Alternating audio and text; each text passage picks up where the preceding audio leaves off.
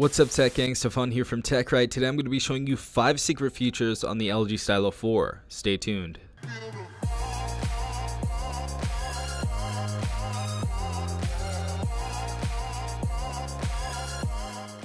Alright guys, let's get straight into this. Now, the first thing we're going to be taking a look at is the pen pop feature. Now, obviously, if you take out your stylus right here, all these applications are going to pop up. We have Pop Lens, we have Pop Memo, we have Capture Plus, and we have GIF Capture. Now, you can actually have 5 applications on here at one time, but at least one of the default applications have to be present. So to go ahead and change these up, we're going to go ahead and press plus.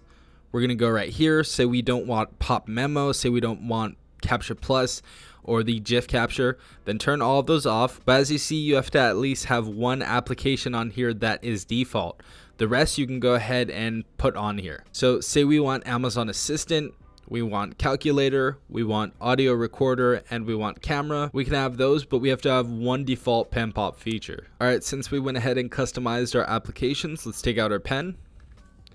And as you guys see, the applications that we customized to our liking are on here, and we still have that one default app, which is the Pop Lens, but we do also have Amazon Assistant, audio recorder, calculator, and camera. So if you guys want to customize any of these applications, you can go ahead and do so. As you guys see, all of the applications work just as they should. So let's go ahead and try these out again. Let's try camera, and they are going to work just fine. Alright guys, so the next feature actually has to do with the display, and it has to do with your eyes as well. So we're going to go ahead and go down here.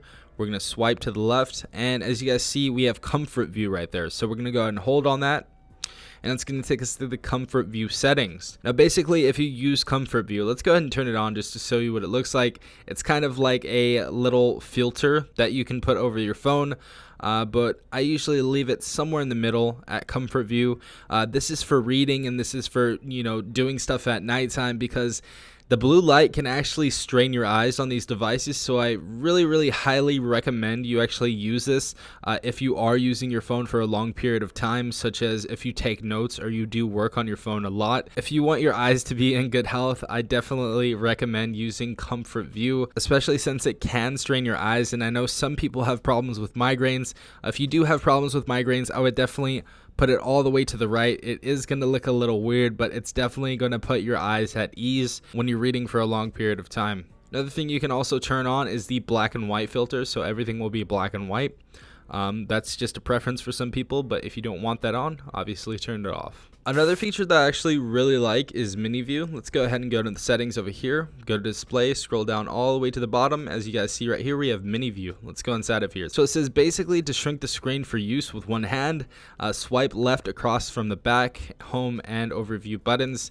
So let's go ahead and turn this on. Now this is different from other mini view screens, or whatever term they use on Samsung or any other device, because you can actually put the screen anywhere. So let's go ahead and go from bottom, swipe right here. We're going to want to swipe right there. As you guys see, we have a mini view screen right here, and it's basically the phone but in a mini view, and we can use it with one hand pretty easily. Now this phone is 6 inches, so it's going to be a really big phone in some people's hands.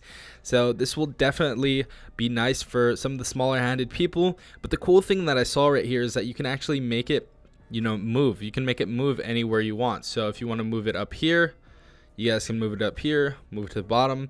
If you want to make it a tiny bit smaller, you can make it a tiny bit smaller. If you want to make it bigger, you can make it big. So I just thought that was really cool. A lot of other mini screens that I've saw on other devices don't really work like this, but this actually works really well. If you see right there, it made it really small right there. So I thought that was pretty cool. If you guys want to go ahead and exit that, just press X and you are going to have your regular display again. Fourth feature I wanted to talk about is the screen pinning. Now, I know a lot of people don't know about this. We're going to go ahead and go to general. We're going to go to lock screens and security, scroll all the way down to screen pin right there. And we're going to go to screen pin.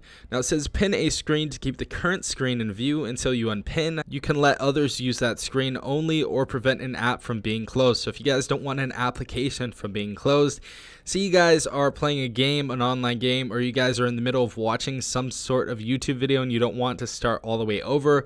So we're going to go ahead and turn this on really quick. We're going to go open a few applications.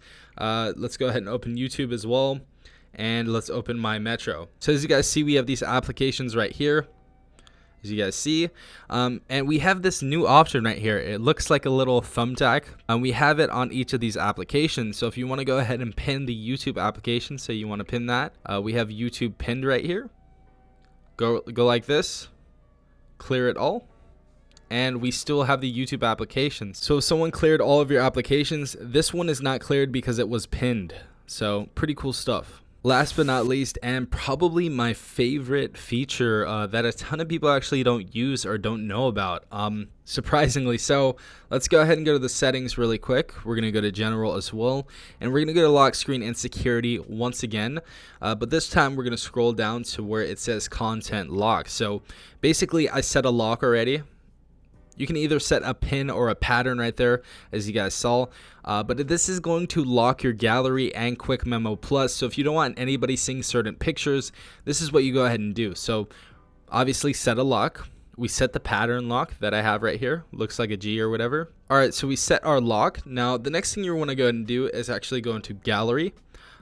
We have some screenshots that we took, some sample screenshots, but as you guys see, the top right 3 dots in the corner right there, we're going to go ahead and click on those, and we're going to go ahead and lock them. So click on all of the ones that you want locked. Let's go ahead and lock these 2, and as you guys see, we have the option to lock at the bottom, so click lock. So let's go ahead and clear out the gallery now, and if we go back into the gallery, those screenshots aren't there anymore. So to get to those, you're going to want to go ahead and click on the 3 dots again.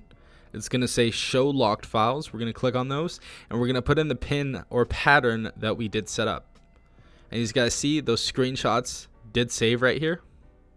So pretty cool stuff. If you guys ever want to hide photos, you guys can go ahead and do that. If you want to unlock them and put them back into your gallery again, it's going to say unlock, boom.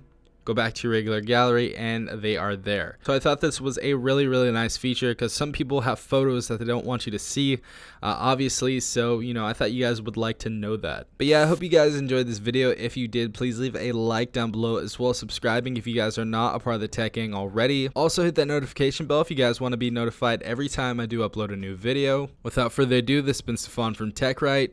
Peace out, tech gang.